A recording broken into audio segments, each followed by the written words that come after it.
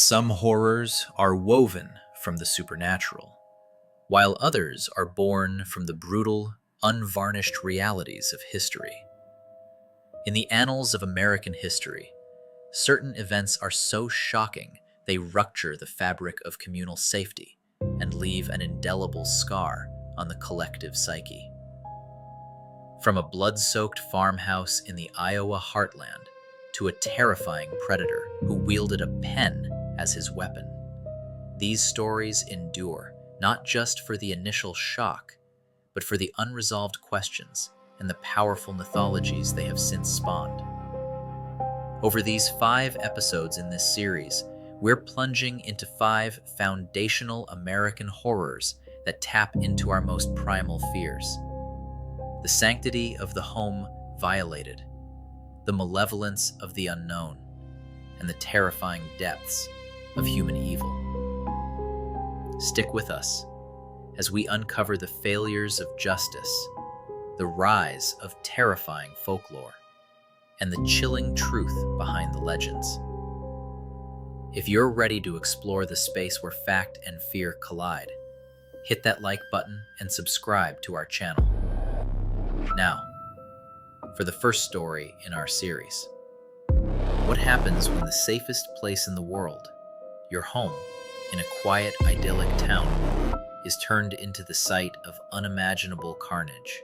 On a peaceful night in 1912, the entire Moore family and their guests were brutally murdered in their beds, shattering the American heartland's illusion of safety. We're opening the case files on the Villisca Axe Murders, a crime so chaotic and strange it remains unsolved over a century later. Stick around to learn about the bizarre, ritualistic details left by the killer, including a gruesome act involving Josiah Moore's eyes. In 1912, Villisca, Iowa was a thriving community of about 2,500 residents, its prosperity tied to the busy main line of the Chicago, Burlington, and Quincy Railroad that ran through it. At the center of the town was the respected Moore family.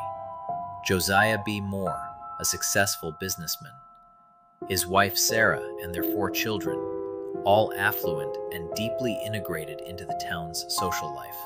On the evening of Sunday, June 9, 1912, the family attended Children's Day services at the local Presbyterian church. Accompanying them were 2 young friends of their daughter, Mary Catherine, Ina Mae Stillinger, 8, and her sister, Lena Gertrude, 12. The next morning, neighbor Mary Peckham grew concerned when the family didn't emerge to perform their morning chores. After knocking proved futile, she contacted Josiah's brother, Ross Moore, who entered the locked home with his own key. Ross Moore opened the door to the downstairs guest bedroom and was met with a horrific discovery: the bloody bodies of Ina and Lena Stillinger. The town's peace officer found all 8 occupants of the house had been bludgeoned to death in their beds. The killer began in the upstairs master bedroom, striking Josiah Moore so viciously with the blade of an axe that his face was unrecognizable and his eyes were missing. For the remaining 7 victims, the killer used the blunt end of the axe.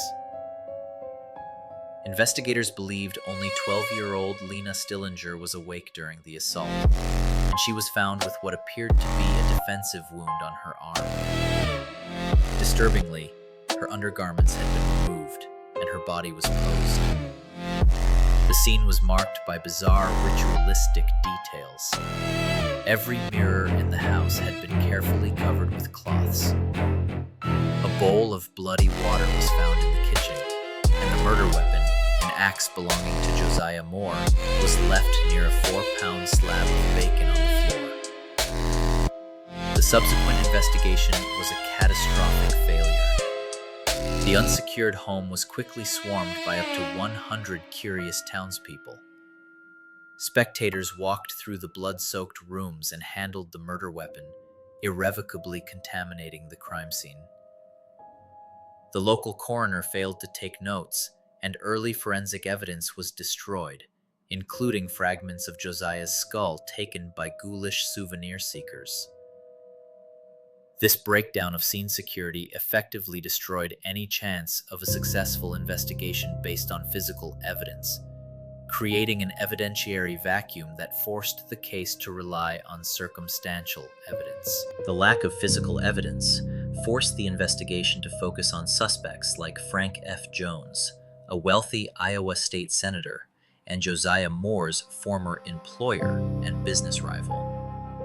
Detective James Wilkerson accused Jones of hiring a hitman, William Blackie Mansfield, over the business rivalry and a persistent rumor that Moore was having an affair with Jones's daughter-in-law.